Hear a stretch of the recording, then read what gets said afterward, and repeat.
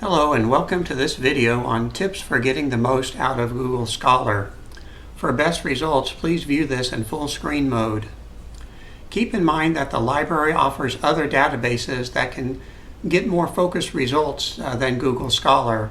So Google Scholar should be seen as a supplement to those databases, not a replacement. Even though anyone can access Google Scholar, you will have more online access to the full text of articles when off campus if you first log into the MSU VPN. It is important to remember that Google Scholar will look for articles that have all of your search terms anywhere in the article.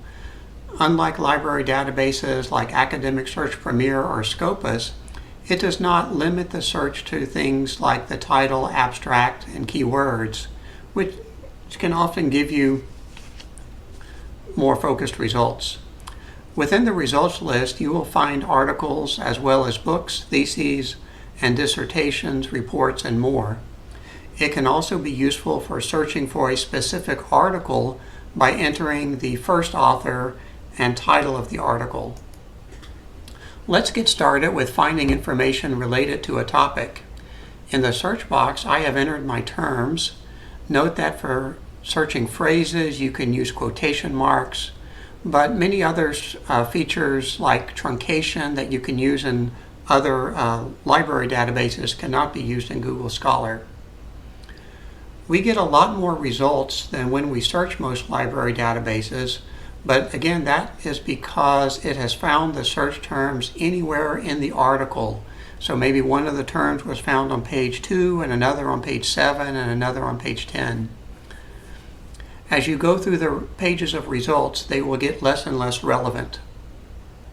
To get the full text of an article, you can often just click on the article title. We'll click on the second result, which takes us to the publisher's website, and in this case, you can click on the PDF link and get the full article. Usually, if you see Find It at MS State Libraries on the right, that means that the library does have online access to the article, but sometimes other links on the right will get you the full text if you don't see the Find It link. We'll look more at finding the full text momentarily, but first let's click on the hamburger menu in the upper left and go to the Advanced Search page, which gives you some useful options, though you still don't have all the flexibility of other databases that are available through the library. Let's take a look at the second result shown here. When clicking on the article title,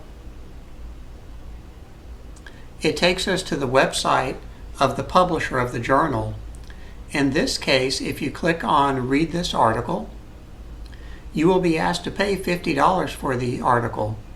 Remember that you do not have to pay for articles. If the library does not have the article that you need, either in our print or online collections, you can still get it through the library's interlibrary loan service.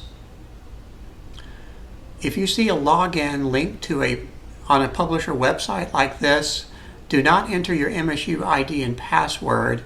It is usually talking about something else that you most likely do not have. Note at the top that it says access provided by Mississippi State University Libraries. This just means that the library subscribes to some of the journals by this publisher, Taylor and Francis. As we just saw, it doesn't mean that the library subscribes to all journals from the publisher. Back on the results list, if you click on the Find It at MS State Libraries link, which is the same as the Find It button in other library databases, we are taken to this page inside a library database that has a link to the PDF. This is a good example of an article that we have access to through a library database, in this case Business Source Complete, instead of directly from the publisher. Let's click on the title of the article, Willingness to Pay for Fair Trade Coffee. We do not have online access through the publisher, but if you click on the double chevron icon below, we see a Find It link, which will allow us to see if it is in the library's print collection. And if it's not in the library's print collection either, you can request the article through interlibrary loan. Faculty, staff, and graduate students can also use interlibrary loan to request PDFs of articles and journals that the library does have in our print collection. Sometimes when you click on this all 8 versions link, or all 3 versions, whatever it says, you will sometimes see a link to the PDF that does not appear in the original results list, though that's not always the case. If you click on the quotation mark icon, Google Scholar will try to provide a citation to the article in different styles, but these citations may contain errors, so use them carefully. If you want to limit results by year, you may do that on the left. A relatively new feature is the ability to limit to review articles, which are articles that basically summarize existing research rather than presenting new research. If you have a Google account, you can sign in the upper right. And one thing this allows you to do is to add results to a folder, or what they call My Library. If you click on the star, you can then choose which folder to save it in, or you can create a new folder. We can see that the first result has now been added. Click on My Library to see which ones you have added so far.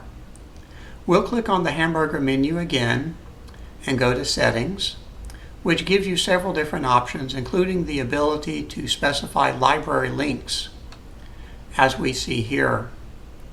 But remember, the library links should appear automatically if you are on the campus network or logged into the VPN. As we conclude, here are a few things to remember. Google Scholar is a useful resource, but it should not be the only source that you search. Find It at MS State Libraries is the same as the Find It button in other library databases.